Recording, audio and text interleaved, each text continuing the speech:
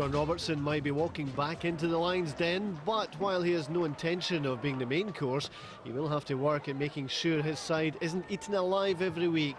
4 games without a goal before this one, but in Robbo, Livi have just the man to get the best out of their strikers. The Kilmarnock strikers have been in form in recent weeks, with the ambitions of a top 6 place still intact. Livingston happy enough that their goal remained intact after heavy pressure.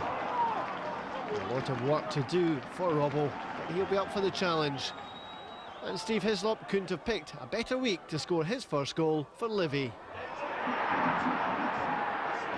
Hislop sending out the right kind of message to the new gaffer, even if Graham Smith might have done better. Being ahead is one thing, staying ahead is a different matter for a side that had conceded 41 goals in 13 away games this season, and against a Kilmarnock side that included the crossing skills of Alan Johnston and the predatory instincts of Gary Wales.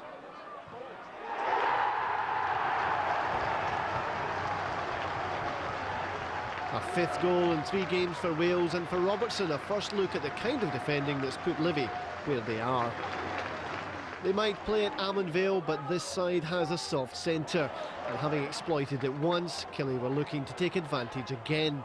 Gary Wales' turn and jump suggested he felt he might have scored again just 2 minutes after his first.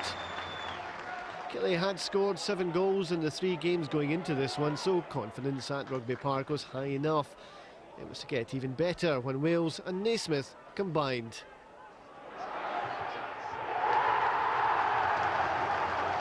Naismith and Wales, a new dynamic duo for Killie, with 11 out of the last 15 goals. A sparkling finish that left Ludovic Roy helpless and left Livi looking down and out. It would certainly have been all over for them if referee Callum Murray had been less lenient as tempers frayed. Gabor Vinci could consider himself lucky to still be on the field. He was shown a yellow card that might have been a different colour had Mr Murray taken a different view of his challenge on Naismith. However, he survived, and Livi were lucky to survive when Simon Ford missed a free header from a must-score position. He didn't miss the post, though. With just 1 goal in it, Livi still had a chance of getting something out of the game. Signs of promise came from the on-loan Hibs man Sam Morrow. However, it wasn't to be his day. JJ just never looks happy, does he? Yet he is one of the most improved sides in the SPL, one that has been transformed into a potent attacking force, one that is capable of exploiting weaknesses and more than capable of exploiting the kind of situation Danny Invincibile found himself in.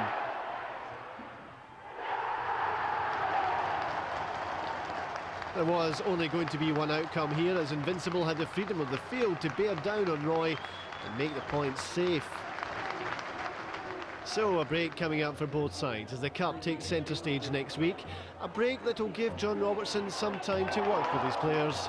He's going to need it, but after Dunfermline's collapse yesterday, anything is still possible. On Saturday, the Master gave the pupil another lesson.